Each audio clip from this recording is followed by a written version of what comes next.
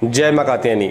मित्रों सादर नमस्कार। मैं आचार्य प्रमोद मिश्रा आप सभी का हार्दिक अभिनंदन और स्वागत करता हूं अपने चैनल में। आज हमारा विषय जो है नृसिंह जयंती। शायद ये नाम कोई नया नाम नहीं है, ये पुराना नाम है, जिस नाम के माध्यम से आप लोग भक्त प्रहलाद को याद करते हैं।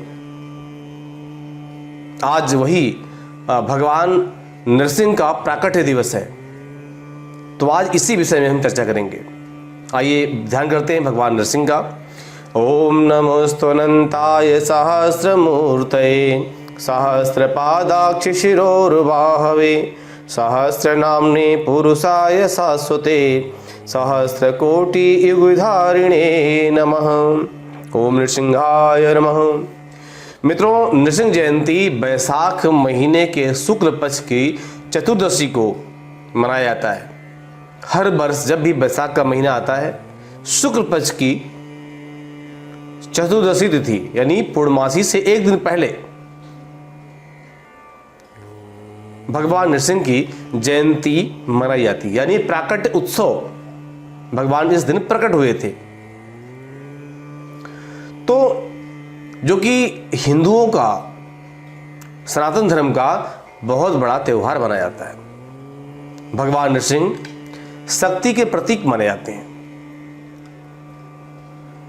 तो आज हमारा जो विषय है नृसिंह जयंती के बारे में ही है।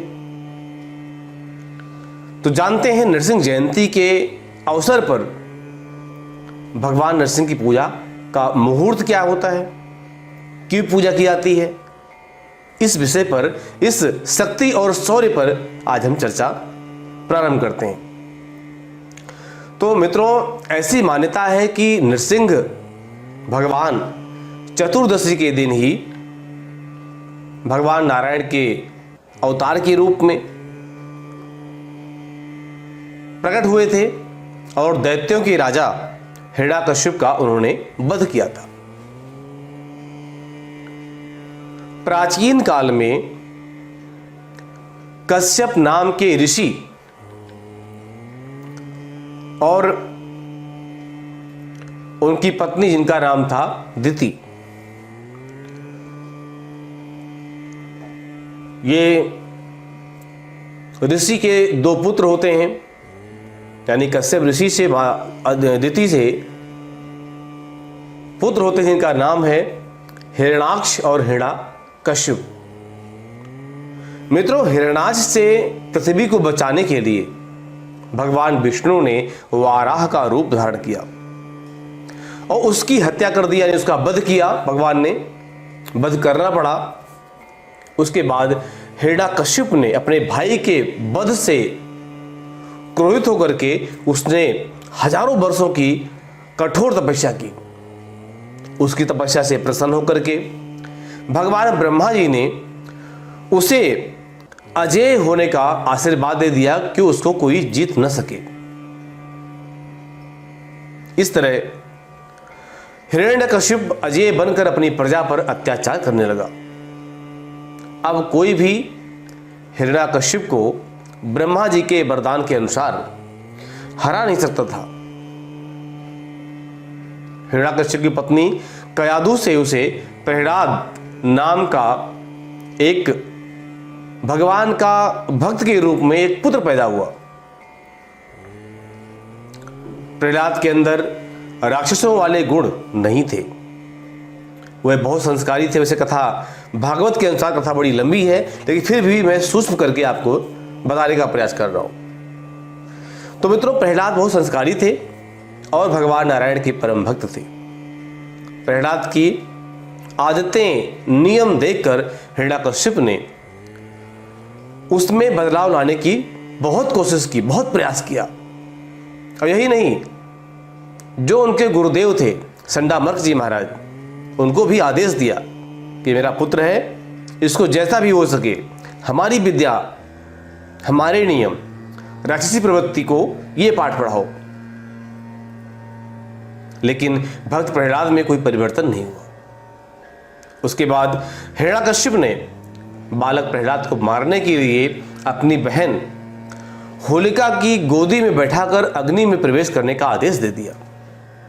लेकिन इस घटना में प्रहलाद को कुछ नहीं हुआ और होलिका जल करके भस्म हो गई।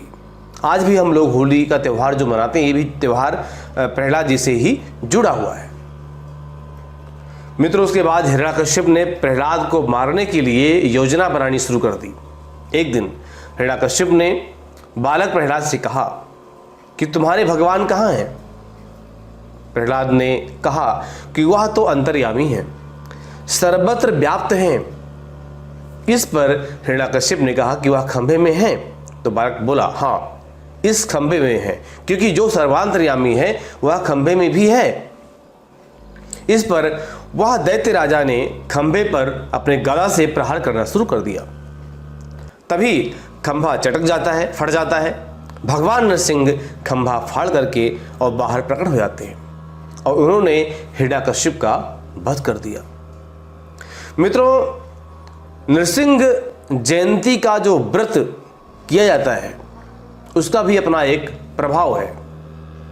नरसिंह जयंती का व्रत करने से सभी दुखों का अंत होता है और भगवान की कृपा उस पर बनी रहती है।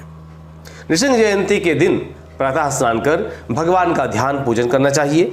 साथ ही हवन इत्यादि में गंगा जल का प्रयोग करना चाहिए। साथ ही हवन पूजन करके और भगवान को अपने कर्मों को निवेदित करना चाहिए। नरसिंह जयंती का जो पूजा का मुहूर्त है वो सायंकाल 4:13 से 6:50 का समय है। इस समय में पूजा आपको करना चाहिए। और नरसिंह चतुर्दशी यानी जयंती के दिन व्रत के पारण का समय अगले दिन यानी पूर्णमासी के दिन सुबह 6:37 के बाद करना चाहिए।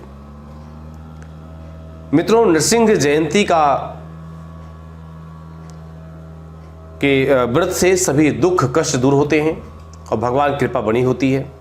नरसिंह अवतार में भगवान ने आधा मनुष्य का और आधा शेर का रूप धारण किया था।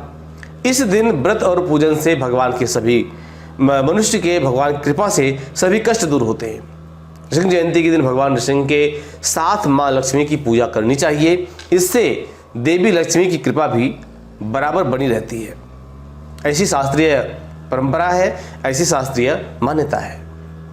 तो मित्रों, भगवान नरसिंह की जय जयकार करते हुए आप सभी से मैं आज्ञा लेता हूँ। मिलता हूँ आपसे अगले विषय में। मुझे दी आज्ञा। नमस्कार।